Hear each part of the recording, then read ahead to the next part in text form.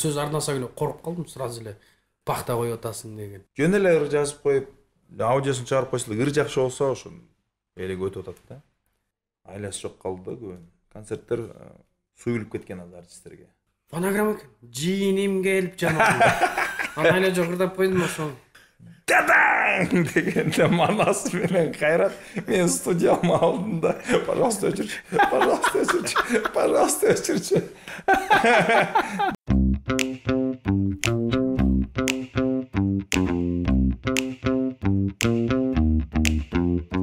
Арыбаңыздар достор, биздин каналга кош келиңиздер. Бүгүн сонун маек болот деген терең ишенич бар. Себеп дегенде бизде мейманда шоумен Тамада, Манас Алыкулов жана ырчы актер Курал Чокоев. Кош келиңиздер. Чоң рахмат. Бизде бүгүн абдан чоң аудитория, анан кийин сон музыка жок. Барыбыз бийлеп сон шоулор жасачу элек азыр. Мага бирок ушул студиянын аурасы жакты. Атмосфера, Микрофон мындай. Диван жакта жумшак экен. Бунун привычкасы көңүл бурбай эле болду. Бир жерге барса обязательно бирөөнү мактап, пахта коюп, өзүнө китептер окуп алганда көбүрөөкчү. Азыркы замандачы мындай экен да. Жараткан Аллахка чексиздүү чексиз макталар. Аллахтан кийинки эле экинчи орунда эмне турат билесиңерби? Көңүл турат, адамдын көңүлү. Адамдын көңүлүн гүлдөтсөң, сага ошончолук ийгиликтер келет дейт. Андыктан силердин көңүлүңөр гүлдөсүн. Лайфхак барыбыз билип алалы. Сон. Рахмат, абдан кубанычтамын. Анан бир жакшы бир сөз арнаса эле коруп калдым, сразу эле пахта коюп атасың деген. Анан азырда заманда дагы пахта деген сөз мода болуп атпайбы? Кээ бирлер түшүнбөйт. Пахта эмне экенинчи. Эмне экен ал негизи? Жок, көбүнчөсү түшүнбөйт да. Эмне жөнүндө болуп атпы? Менин группамда көп достор бар да. Түштүктөр, түндүктөр анан пахта каякта сатылат деп баары күлүп жайнап атса, тигилер эмне болгон пахта? Пахта эме Кызыл Аскер жакта жана немеде сатылат ошол жерде. Барсаңар деп түшүнбөй элечи, ошон үчүн Пахта коюу бул кошомат кылуу. ооба. Мен ошо Кы тамгасынан 5 кыргыздын душманы бар деп ойлойм. Бул кошоматчылык, бул караңгылык, бул көрө албастык, бул көтчүлүк. Анан бул коркоктук да негизи. Коркоктук. Жарашып калыптыр, Анан кайсы эле да 5-инчиси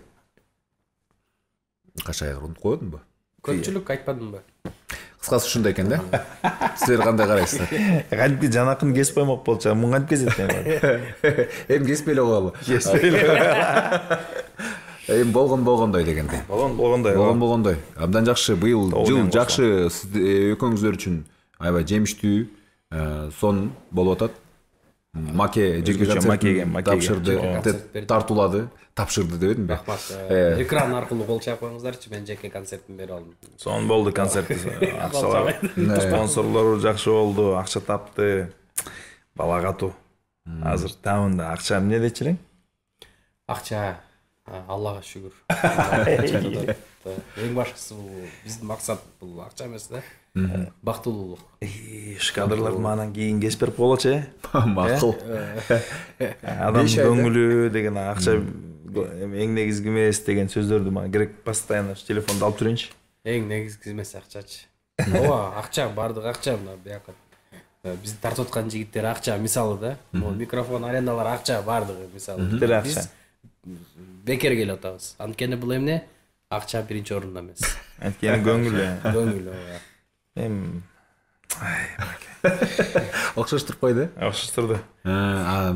Сиздики болсо буюрса мына 5 айда жетир 3 клип. Мен жетир бекен карап коюнчу точно, Деме концертимден сразу эле деме өтүп кеттик го. Концертин интересно. Кыска нуска дегендей. Улам кадр алмаштырыш керек да ошон үчүн бат-бат. Жанагы немелерди жаптайсыңар да. 3, 4. 4, 5, 6. 6 ыр чыгарган экен, 6. Ошон кайсынысы ийгилик жаратты? Бардыгы ийгилик жаратып атат акырымдан. Өзүнүн угармандарын таап атат.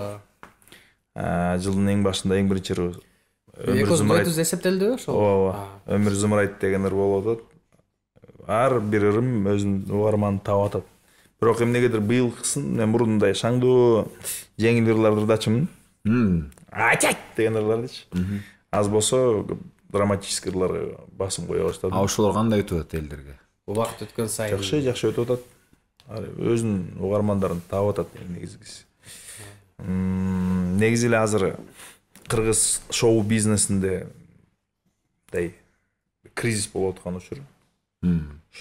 Шоу жок болуп атат да.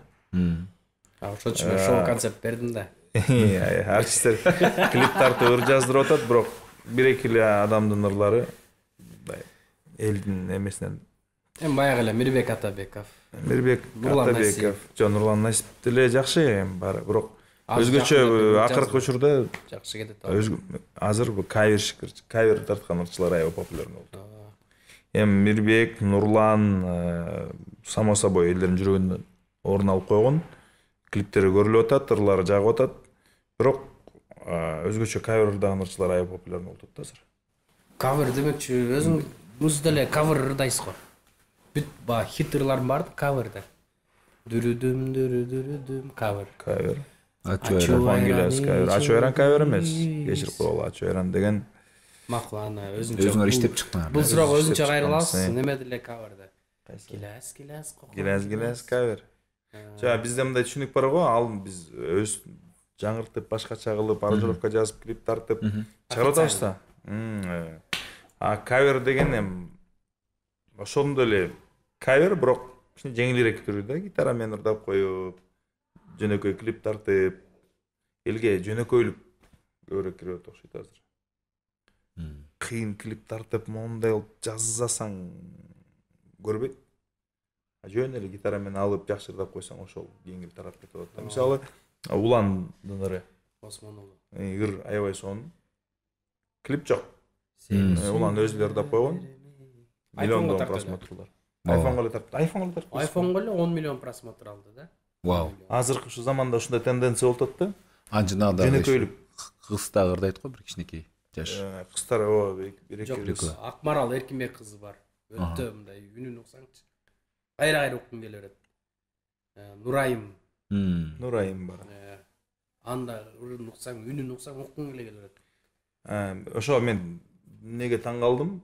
Азыр аябай издеп жүргөн ырчылардын баардыгы элге кызыкчы жок болуп, анан кавер мурун кавер ырдап эле байке мен ырдайт элем деп жүргөн артист кыздар жөнөкөй. Азыр ошолор популярный экен да. Себеби эме баарыбызда телевидение пайда болду да. Жакшы сапаттуу үн жаза турган студиялар көп. Мисалы азыр чын айтсам ар бир экинчи ырчынын студиясы бар. Курал Чокоев 2000 мындан 10 жыл мурун ачкан экен. 10 жыл мурун ачыптыр. Азыр ар бир экинчи ырчынын студиясы бар. Үйдө отуруп эле. Жөн мен ал жөнүндө эмес негизичи. Студиясы барбы жокпу? Тема аябай көп да негизи. Жөнөкөйлүк. Жөн эле ыр жазып коюп, аудиосун чыгарып койсо, ыр жакшы болсо, ошо эле өтүп атат да. Эл чечет экен да. Чын айтканда. Мындай баягындай пафос кереги жок болуп калыптыр да элге. Ыр жакшыбы? Эме жанагындай трушность деп коет го. Кадимкидей болгондой. Азыр эмне болуп атса, кандай болуп атса, мындай жасалмасы жок. Кооздомой. Мен айтканым көп элдерден сурайсың да, бул ырчыны таанысыңбы депчи. Жок, тааныбайм дейт, бирок YouTube'уна кирсең, каналына кирсең, миллиондон ашык просмотрлар да, 2-3 миллион, 4 миллион, 5 миллион. Ыры жагат, бирок эмемден чыгып келе атышат да, ырлар жагып баштап элге кеңири тарай баштады да. Алар бирок баягындай клип тартып, элдерге чыккан эмес да. Телевиденияга барган эмес, интервью берген эмес, бизге артисттерге окшоп костюмдар кийип, деп жүрбөйт да. Бирок биз клип тартсак, азыркы эски артисттер эски болуп калдык биз дагычы. Просмотрлар аз, бирок баягылардын просмотрлары көп. Бир убакта мен кавер тартып баштайын деп жүрбөй койчу, клип эле тартайын деп. Каверден мындай эле алып гитара менен эле жаздырып коюларды тартып, бир природадан тартып коюп эле чыгара бериш керек болчу экен да. Ошол учурда. Любой ырларды, мисалы, англисче, орусча. Кеч эмес го. Кеч эмес, эми аз баштаса болот. Мурун ошо баштагандар азыр аябай популярный. Телевидение экинчи эмеде калыптыр да. Экинчи планда азыр интернет элге жагабы, өзү эле көрө берет. Жаккан нерсесин издеп таап көрө берет. Жакшы эме теманы козгодуңуз болуш керек, себеби мурунку ырчылар же сиз курак, биз курактуу ырчылардын баардыгы эле эски методдорду колдонот да, ырларын эме өткөрүш үчүн. Радиого барат, телевиденияга барат, сиз айткандай интервью берет, клип тартырат. Бирок клип тартыруунун деле кажети жок да ошондо. Ооба, эгерде клибиң аябай бир идеяны көрсөткүсү келбесечи. Анан кийин азыркы учурда сиздер мисалы үчүн жакында мындай интервью, вайн тартып, ушундай кылып продвижение кылып атасыңар да? Болгон аракетти кылып атышат, бирок эми кандай аракет кылба, бул эми сүйүктүү жумушуң атпайбы, өзүңө жаккан ишиңди кылыр. Ар биринин өзүнүн угармандары, көрөрмандары бар дегендейчи. Эми азыр заман башка. Интернет, YouTube, TikTok, Instagram бир заматта сен жылдыз кылып коюшу мүмкүн да. Ошондуктан аракетин эле жасай бериш керек, болду. Ырдай бериш керек. Конфуций айтты эле, ким айтты эле? Спортсмен болгуң келсе, спортмен машы. Ырчы болгуң келсе, ырда дегендейчи. Бирок биз жанагы ырчылар ырдагандачы, аябай эме жанагы тойлордо, иш-чараларда жандуу ырдап атат деп аябай таң калгандар көп да, азыркыга чейин. Эми ырчынын жумушу ырдаш керек да, эч качан таң калбаш керек да.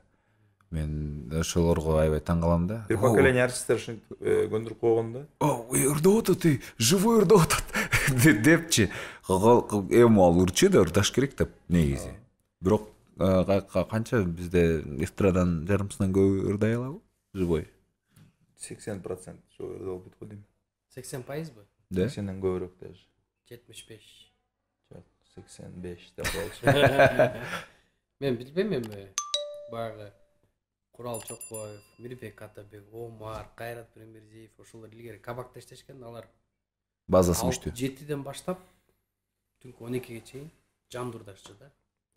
Анан үчүрдүр деп коюш проблема эмес. Азыр деле ошол мен айткан ырчылар келип эле жандуу ырдап кетишет. Көп эле ырдап калышты азырчы. Закон чыккандан бери. Ошол күчүнө кирип атат чындыгында. Тойлордо ырдабай эле жандуу. Тойлордо фонограмма уруп атышат. Концерттик залдарда жандуу ырданга уже айласы жок калды да көбүн. Концерттер мындай суюлуп кеткен артисттерге. Анан народный инструментальный концерт болуп калганда комуз анан аккордеон коштоосу менен баягы жазылган өзүнүн аранжировкалары менен ырдабайт эч ким минус.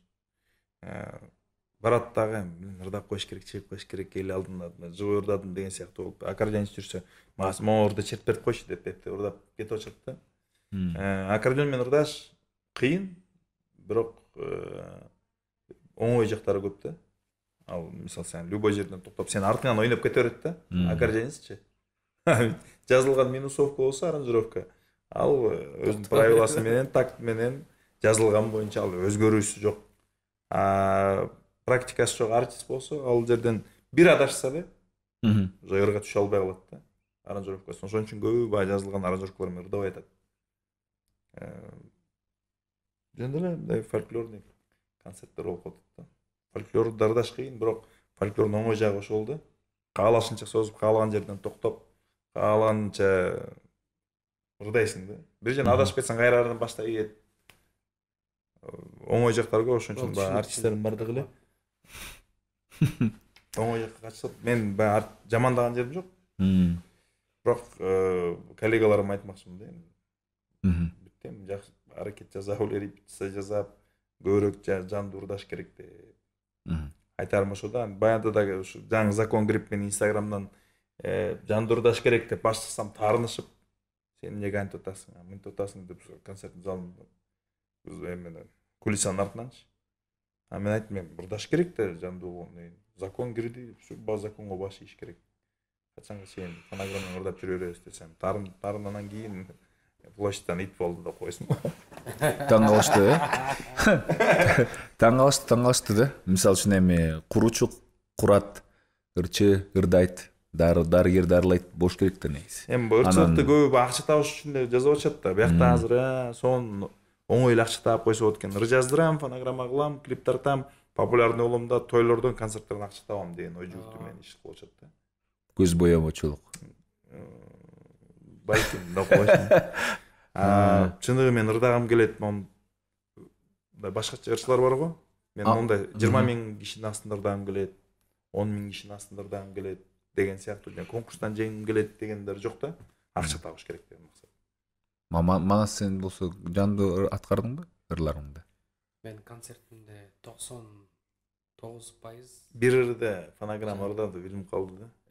Эмне болуп? Жаңы жазылган ыр экен. Элди аралаш керек болчу экен. Кыймылдаш керек болчу эле мондай. Жок. Эме YouTube'дан буйрса көрөсүңөр, телевизиядан концерттин жандуу болгонун Жок, эмнеге 99% болуп калды? Бир фонограмма кетти да, анткени кетиш керек болчу.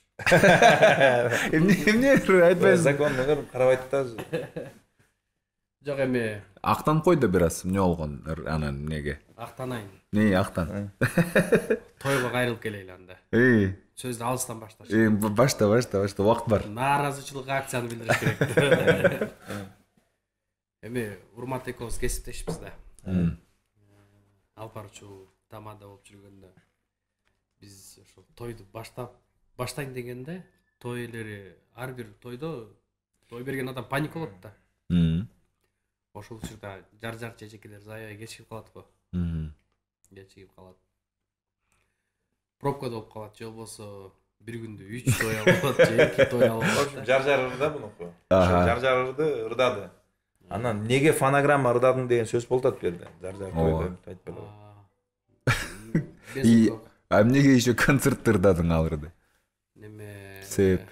Ошо элге эгерде сатчы керек болсо десең. Өзүңдү реклама кылыш үчүнбү? Мына деп көрсөттүм. Анан кийин бул ырды презентация жаздырдым да.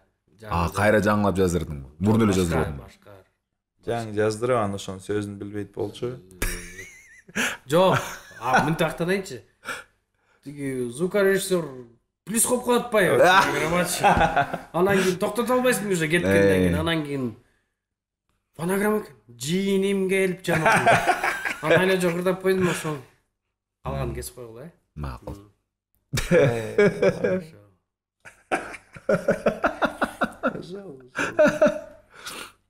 Негизи Манас губка сыяктуу эле да. Куйма кулак. Информацияларды алып алып чогултуп туруп анан жазайт да. Бул эгерде мындай кичинекей бет жок жактары бар, стандарт комиктердин шуткаларын угуп туруп эле биринчи сактаган тамашаларды айтып салат. Стандарт комиктер мынтип, "Йо, Манас" дейт. Мен программамды айтып салды го депчи. Кийин анын очереди да. Ушундай жагы бар, кичине жаман жагычы. Буга бүткөндөн кийин айтыш керек же, сен номерин көргөндөн кийин анан информацияны текшерип Манаска келбешиң керек. Туура эмес маалымат берип атат Куралчы. Туура эмес маалымат берип атат. Топтура эле чындык. Гастроль бармай болдуң. Себеп? Не себептен? Эмнеге Курал байкебиз сизди коштоп барат? Курал мен эмнеге бош болгон үчүнбү же эмне болуп тандоо ушул ишин? Да, мен азыр баягы концерт менен барам. Ооба. Элдер Манас Алыкулов Жакемдин баласы деп келет да. Ошол учурда кичине концерттик программаны кичине байыраак кылайын деп. Куралдын дагы лицосу неме го, мындай элге жагымдуу ырлар дагы элдик. Анан кийин Омарды кошкон себеби ал байкебиз дагы ырлары мага жагат да. Ошон үчүн болду. Кичине концерт байыраак болсун деп, башкача. Анткени экөөнү ошол концертте пародия кылам да. Биз центр прикол өткөнбүз да. Макул. Ойлонуп кетпейли. Жок, гастролго баруунун себеби эмне? Акча табуу да. Акча табуу? Жок, бул жерде акча таппай. Гастролдон акча табылбайт го дейм көбүнчө. Аренда, жол кире, экирчидің гонорары, андан сырткары командамдын гонорарынан. Акча менен барышабы, Албетте. Буну мен быйыл баштап бердим. Артисттер бири-бирине акча төлөп берсин деген бир немеде. Мурун жөн эле колдоп коюшчу да, шерине. Негизи аз деле ошондой Манас баштасаң калган байкайсызго? Жок, неге дегенде ушундай эле кылыш керек. Ар бир эмгекке акча төлөнүш керек да туурабы? Ооба, мисалы мен Таласка Гүлнур Сатылганова менен Султан Садыралиевдин концертине чакырышкан. Экөөбүз концерт болуп келип бердим. Таласка бардым. 2 күн алып бардым. Концерттин астында жакшы болду кайра. 2 күн алып барып, Талас эли бир башкача бир тосуп алды да. Анан ошондо убакытты өздөрү санап беришти Гүлнүргечи. Мына биринчисинде 30 мүнөт турдуң дейт. Экинчисинде 30, үчүнчүсүндө 30 мүнөт. 1,5 саат сенин немең болду дейт. Мындай эсептеп көрсөм, элдер мындай жакшы кабыл алышты да, тажаган жок, кое берген жок, мындай дем күч берди. Ошол дем күч менен кетип атам да. Анан кийин концерттен кийин ойлогом, баягы Гүлнүр эженин концертине алып барып бердим. Ал менин концертиме келип берет. Ушундай болуш керек деп барсам, кадимкидей гонорарын төлөп беришти. Сен баштап эле Гүлнүр эже баштаган турбу? Жок, кадимкидей төлөп беришти да. А мен как жаштардын арасында мен баштап берейин. Ошондо кадимкидей төлөп беришти гонорарын. Менеджермен чалып, мага айтпай деле гонорарын билип туруп анан беришти да. Эме деген бар го, жанагы көп кыздуу адамдардын кыздары көп болсо, Токтокан, Кайыргүл, Бурул деп коет го.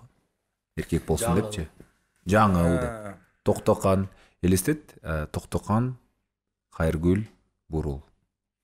Көп аябай. Эркектер болсун деп коюш. Жаңыл деп.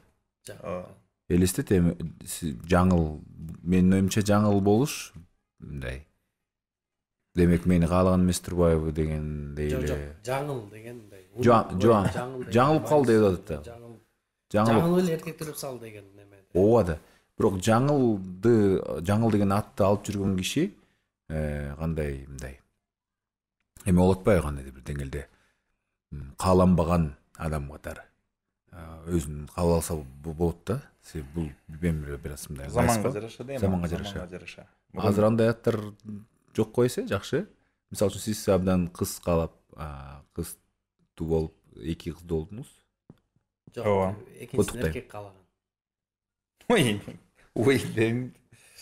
эми кыз эркек болсун дегенбиз, эми бирок Кудайдын берген кабыл алабыз да. Анан экинчи кыздын атын Айман деп койдук. Жаңыл деп койгон жокпуз дегенде, Бурул деп койгон жокпуз. Аймандын мааниси кандай? Айман. Ай бул ай түшүнүктүү. Ман деген бул арабчадан манас асын алып койдуңар да, Айман деп мага мындай жакындатып койгонуңарга рахмат. Эркек болсо манас коюп жаткан, кыз болуп калып Айман. Арабчадан куттуу дегенди билдирет экен, благословенный дегенди. Анан аялым келинчегим ошон Айман деп коебуз деп атып, Айман деп койдук. Мен киришкен жокмун, Айманын өзү окуп көрсөтүп момдай экен, благословенный деген перевод экен десе, сон мен анын келинчегим да казак да, этнический казак. Аты-энеси теңби? Кайната кайнына тең? Кайнатам казак этнический, бул жакта Кыргызстанда жашаган. Көп жылдан бери, 3-4 атасынан бери жашайт. Бирок казак. Кайнам кыргыз. Чопон атадагы кайнатаңыз казак. Казак. Чопон эле мен Ошто бир кайнатам бар болсо айтасың.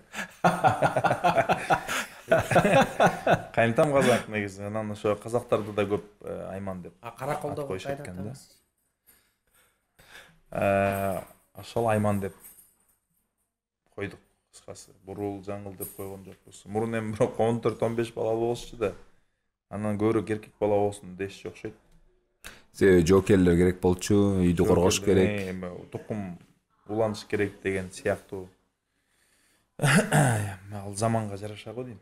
Бардыгы заманга жараша. Келгиле бир тема ачабыз. Мен эме ачкым келип атат. Давай.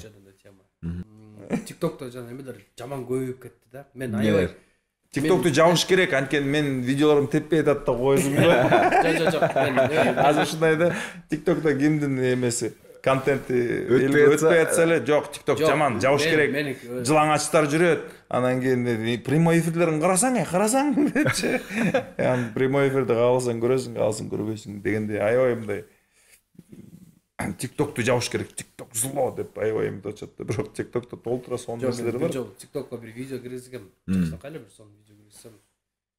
Бир түндө эле миллион просмотр болуп, жаман сүйүнүп. ушунчалык бир башкача сүйүндүм да. Анан комментарийлерди окуй койсом бир жакшы сөз жок. Бир жакшы сөз жок. Жана жүрөгүм ооруп, эмне жөнүндө эле ал? удалить салгам. Мындай эшикке чыгыпчы, шортто футболка чамалчу, кар жаап аткан. Анан достор келгиле, десолукту чек алабыз, тигине мындай деп барып, кар оонап секирип, деп видео миллион болуп кетти. Карасам эле ушундай жаман сөздөр да. Манас менде өкөстө иммунитет жок экен, сизде иммунитет бар. Ал иммунитетти каяктан таптыңар? Мисалы үчүн жанагындай негативный комментарийлерге. Билбейм, мындай башынан эле Сиздер тескерисинче провокация кылып кээде мындай постторду чыгарып койсоңор го. Түшүнүш керек да, ал жаман комментарий жазган адам, ал мындай моралдыктагы, менталдык жагда аябай пас адамдар да. Жаман комментарий жазган бул баягы аң сезим деңгээлин түшүндүрөт да. Кээде карасаңчы, Жаман комментарий жазып, ал өзүнүн эле зеркальный отражениясын, өзүнүн жан дүйнөсүн жазып атат, ал өзүнүн көз карашын, өзүнүн деңгээлин көрсөтүп атат ал жерде. Жакшы жазган адам өзүнүн деңгээлин көрсөтүп атат. Бул жерде менин деңгээлим эмес, адам комментатордун деңгээли. Комментарийде ал өзүнүн кругообзоруна жараша, өзүнүн билимине жараша, өзүнүн айлана чөйрөсүндө болуп аткан нерсеге жараша жазат комментарий. Андан алыс жазбайт да. Ошон үчүн агат мен эмне өзүмө кабыл алам? Ал өз жөнүндө жазып атат. Туура. түшүнбөйм да. Мага мындай жаман комментарий жазат да. Кирсең подписан эмес да магачы еще. Подписан эмес болсо TikTok ушундай да, таратат да. Жок, Инстаграмда деле айтып атам. Инстаграмда. Подписан эмес да. Жаман, ана мен интересно билбейт окшойт Инстаграм кантип иштейт кичине. Бизо жилим келип окуп берели. Жазып, өзүнө жаздым. Неге мындай жазып, мен не кылдым деп жаздым, чыдабай кетти. Мен не кайсы айыбым үчүн деп. Бул видеону же сүрөттү көрбөй эле кой. Антей десең мага подписан эмес экенсиң. Десем, анам неге сен мындай видео тартасың дейт. Мен өзүм билем да кандай видео тартам. Андай болбойт да. Андай болот деп. Аны ушинтип атып анан өзү кечирим сурап, кечирип кылмастыгын кел бири-бирибиздин көңүбүздү оорутпайлы. Ладно, мен бирок бир шаурма алып берейин дедим, эмне дедим. Ал болсо кайра мага подписан болуп, азыр жалак жакшы комментарийлер жазат. Мен бир окуя айтып берейин. 2021 жыл январь айлары болчу да. 2021 январь. 21 январь айлары. Шайлоо өткөн президентский шайлоо. Шайлоого 1-2 күн калган. Андан кийин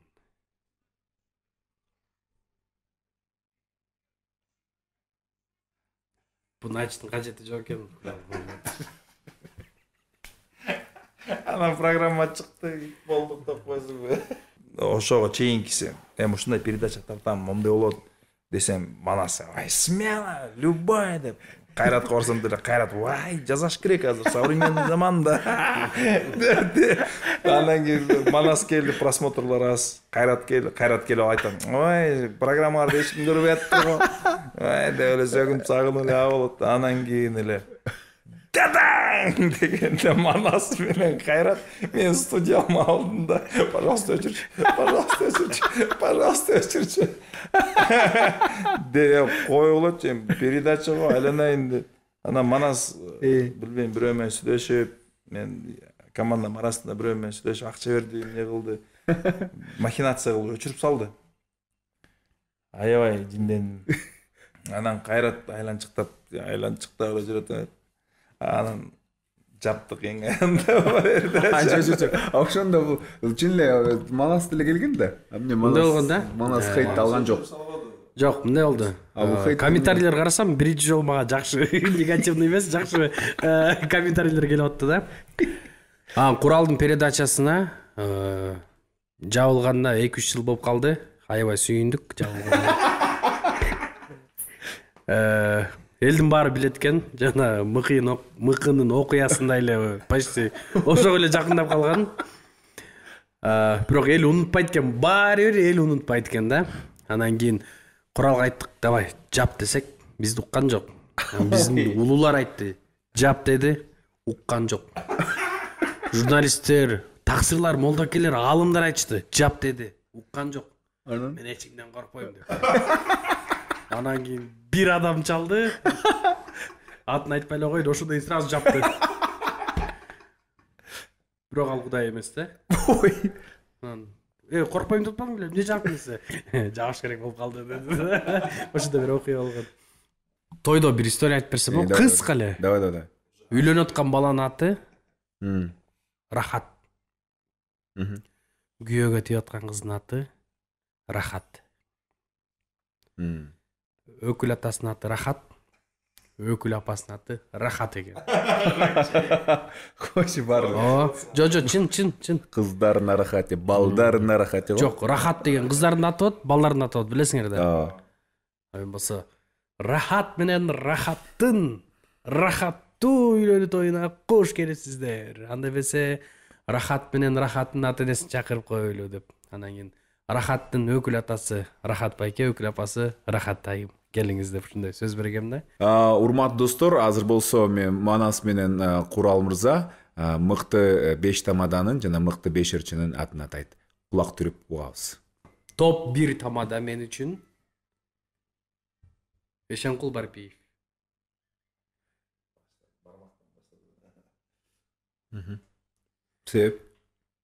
Себеп ал киши азыркыга чейин бизге башкаларга мындай үрп салттардын бардыгын мындай кыраатын билген адам да. Номер 2 Алтын Капчиев. Анын алып барган стили мага жагат, мындай отуруп алып, эс алып, сүйлөгөн сайын үнүн уккум келет. Топ 3 калган баары 3-орунга калдыбы? Ката ойлондуң го? Айтпайсың. Кана, айтпайсың. Кимди айтып ийсем, кимдин көңүлүн алып ийсем деп атасың бужа. Кимдин пайдасы көбүрөөк тиет деп. Ким менен көбүрөөк иштешем, ким менен Нурсултан Майназаров. Рахмат.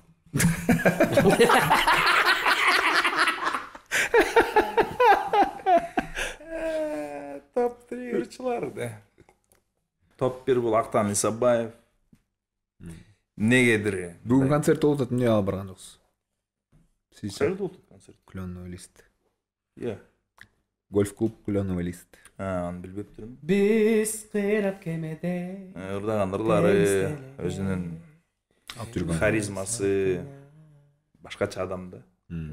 Сахнадан да мен жанында жүрүп таң калгам. Сүйлөгөн сөзү көп деле сүйлөбөйт да. Бирок сүйлөгөсө эле уже мындай башкача да. Шарм. Артист шарм да. Вот сен туура айттың. Актан Исабаев. Экинчи болсо экинчи Курал Чокоев.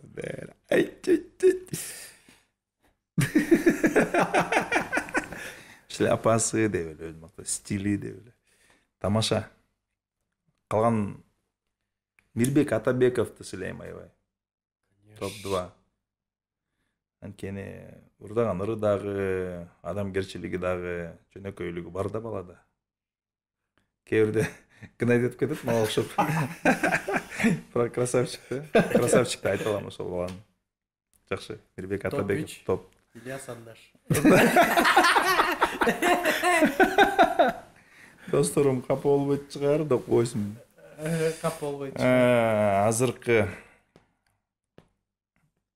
көп блин, кимисин айтып кетсем. Прям ырчы катары сыйлаган. Ырдаган жандагы. Топ 3 өзүм деп коюнчу, кыйналбай, башка эч ким тартпай. Эми тескерисинче рейтинг Манас менен Курал болуп биз чогуу үчөөбүз рейтинг түзүп атабыз. Эми биздин оюбуз боюнча Командалар боюнча мыкты, ооба, 3 алып барчу жана биринчи экинчи үчүнчү орунду эле коеюн. Мен үчүн бул үчөө бирдей линияда турат. Бул силердин өкүл атаңар Максат Тынаев, Урмат Борченов жана Манас Алыкулов үчөө болсунчу. Топтор топчики. Эми сен айтчы гана. Ақтан Исабаев менен Атабековду айттың да. Мен айтпай эле коеюн, мен да айтмакмын да негизи. Бек Борбиев, Гүлнур Сатылганова, Нурлан Насип. Болду? Отсунда биринчи күндө концерт отменяется. Топ-4 Курал Чокоев. Отменяется. Таластыктар, Жок, неме? караколдуктар. UFC'де неме бар го? Pound to Funk. Pound for pound. Pound for pound. Pound to Pound Курал Pound Чокоев. for pound. Болду? Вне весовых категорий. Жамда Pound to Pound. Тутпайм. Биздин программа сиздерге жакты деген терең ишеничтебиз. Сонун маектерге дагы сонун адамдарды чакырабыз. Бар болуңуздар. Саламатта калыңыздар, урматтуу телекөрчүлөр. Görüşmek